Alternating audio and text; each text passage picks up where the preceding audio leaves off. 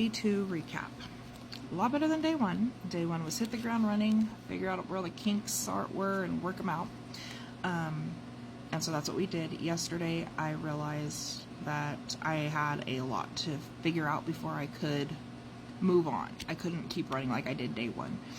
Day 1 I didn't realize that I had to go through each subject, get all the materials they needed, all the books they needed. Like, it's not just get a book and go, it's multiple things. They have kits for almost every subject that you have to dig in and find, and it's a whole thing.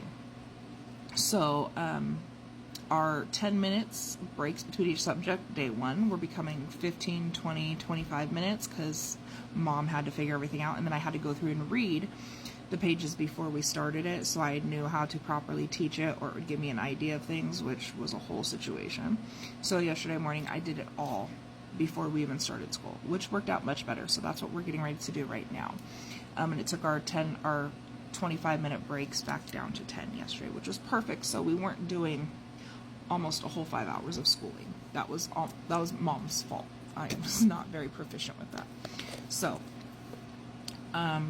we have 4-day work weeks. I stick with that because whether I need a Monday or a Friday off for having to go to town, we're 15 minutes from our closest town, either one.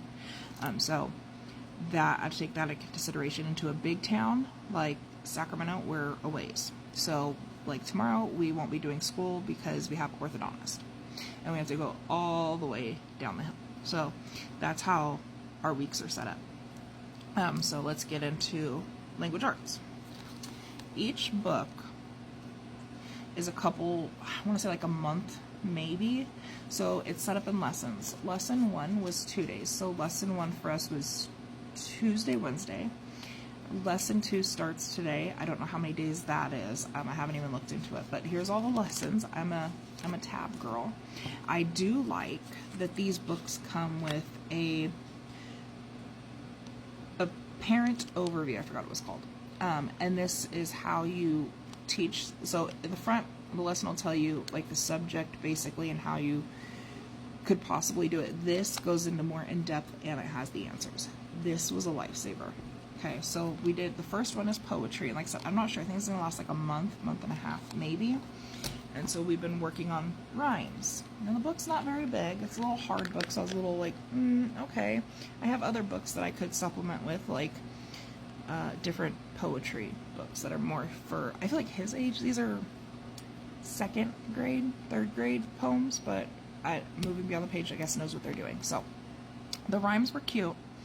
The illustrations are fucking terrifying. I'll post a video of that after. So there's that. History in Moving Beyond the Page. So we did history in both Moving Beyond the Page and 180 Days. Moving Beyond the Page, we're supposed to be doing U.S. history. We're in 5th grade.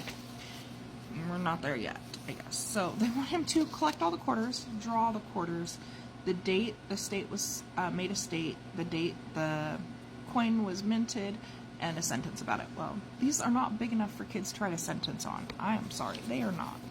So there's that, and then we're learning state capitals with the states, which he already knows for the most part because last year I bought a book off Amazon, and it has every state but set up in a report. So when I was in elementary school, I think it was like 3rd or 4th grade, we had to pick a state and do a report on it. Well, it was a whole book like that, so he already has an idea of how to do that. So the 180 days, our social studies is already diving into what I want it to. It's already talking about the Native Americans in the different areas of America. Yesterday we touched on their homes, their dwellings, how they lived, that kind of thing, which is perfect. And if you don't know about these, you get them, I get mine on Amazon, and they're set up kind of like a test almost, where you read a passage and you answer the questions below. And I like that because even though this is so small, it gives so much information. It's enough for them to just grasp it. I love that. So that was that. I also did science. I'm gonna have to, so I bound this for a couple of reasons.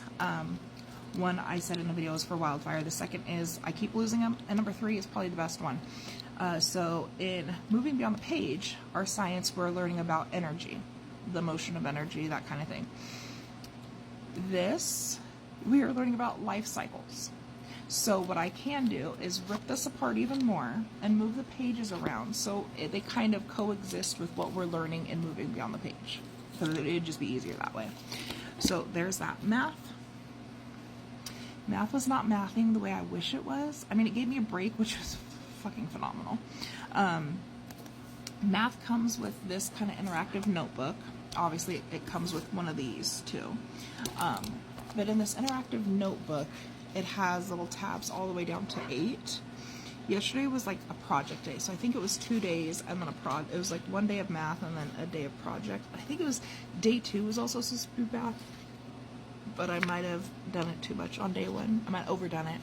So yesterday, literally a project. He cut it, glued it.